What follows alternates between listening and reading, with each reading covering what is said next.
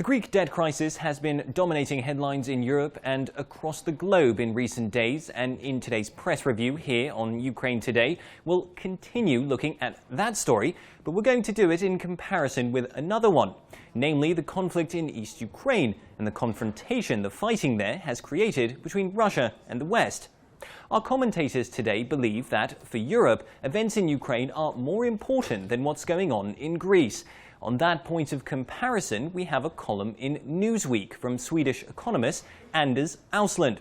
He argues that Ukraine has undertaken a host of reforms which have been called for by the West, but has received little in return. In other words, Kiev is doing exactly what it's supposed to do. But what is the EU doing? It has committed merely €5 billion in loans to Ukraine, compared with €200 billion for Greece. This makes no sense. Auslund says that having lost Greece, Brussels needs a success story, and Ukraine is the obvious choice.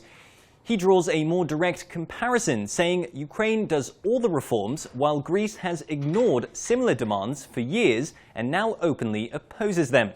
Ukraine has more than 4 times as many people as Greece, and it is far more strategically important for Europe. Now turning to another view from an American publication, we find that in the Washington Post, Jackson Deal is also critical of the West for forcing Ukraine to fight a Russian-backed insurgency in its eastern regions without help, and for allowing events in the Eastern European nation to take a back seat to the Greek debt crisis. He writes, Ukraine's democratically elected and fervently pro-Western government faces all these trials essentially alone. German Chancellor Angela Merkel and her European Union partners are preoccupied with the crisis in Greece. Western governments have taken no new action either to prevent a new Russian military offensive this summer or to provide Ukraine's government with the funds it needs to survive through another year. Deal goes on to say that even if the West does not want to help Ukraine in the military sphere, it could do much more on the economic front.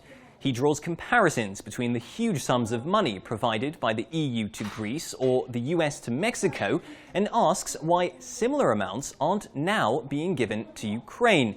He says the paltry sums have placed the Kiev government at the mercy of foreign creditors holding $19 billion of its private debt.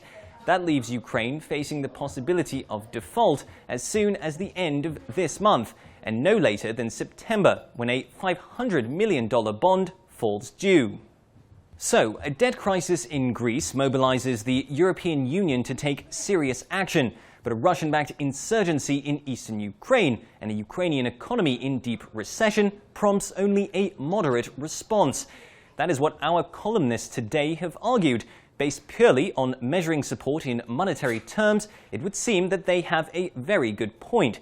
And while fighting, for now, may have calmed in East Ukraine compared to at other times in the past year, Ukraine's economic indicators remain discouraging. Will it perhaps take a new and bloody Russian offensive in East Ukraine to generate a more robust international response? And that's all we have time for today in the press review, but do join us again tomorrow for another edition. In Kiev, this is Ukraine Today.